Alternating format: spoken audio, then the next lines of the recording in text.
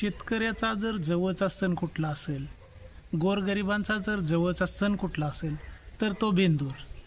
तर आज आमच्या आंधळी गावामध्ये दुसऱ्या दिवशी म्हणजे बेंद्राच्या दुसऱ्या दिवशी शिळा बेंदूर म्हणून ज्याला ओळखलं जातं, तो बेंदूर मी आपल्याला या व्हिडिओच्या माध्यमातून दाखवणार आहे. तर दुसऱ्या दिवशीचा बेंदूर आमच्या इथं या ठिकाणी गावातील जे लोक आहेत, ज्यांनी मेंढरं पाळलेली आहेत, हा मेंढरांचा सण म्हणून या ठिकाणी साजरा केला जातो.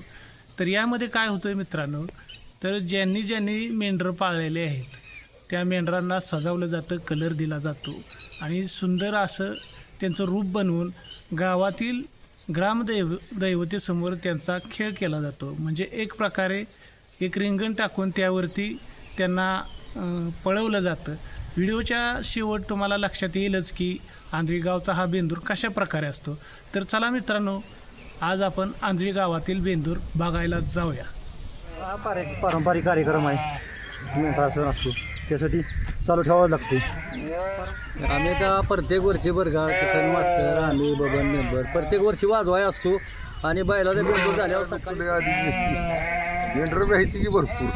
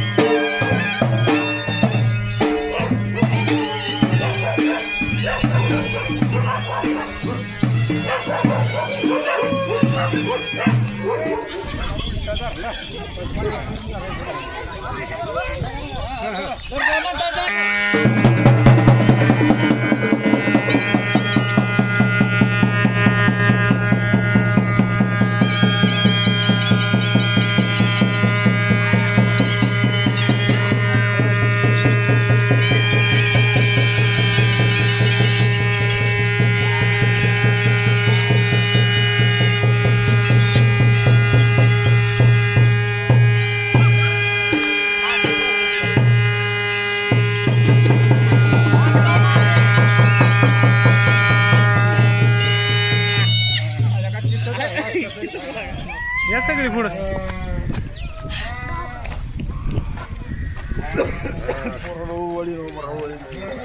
पारंपरिक कार्यक्रम आहे मेंढरा सण असतो त्यासाठी चालू ठेवावं लागते.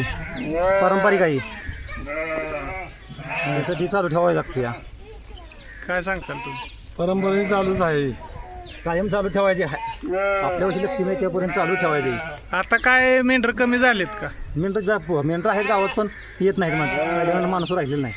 म्हणजे हा सण मोठ्या उत्साहात पार पाडायला पाहिजे होता पण ते आंधळीमध्ये. आली नाहीत. उत्साह पाडायला पाहिजे पण ते आली नाही. आता दरवर्षी आपण या ठिकाणी येता. हो येतो आणि येणार बी इथून पुढे. आम्ही आता प्रत्येक वर्षी बरं का किसन मास्तर आम्ही बबन मेंबर प्रत्येक वर्षी वाजवाय असतो आणि बैलाचा बेंदूर झाल्यावर सकाळी प्रत्येक वर्षीच मी इथं असतो. मेंढराचा बेंदूर एक नंबर होतो.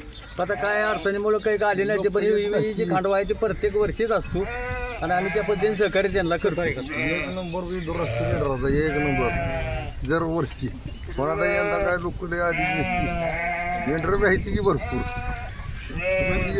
आजचा आमच्या गावचा बेंदूर आवडला असेल लाईक करा, कमेंट करा, शेअर करा. धन्यवाद.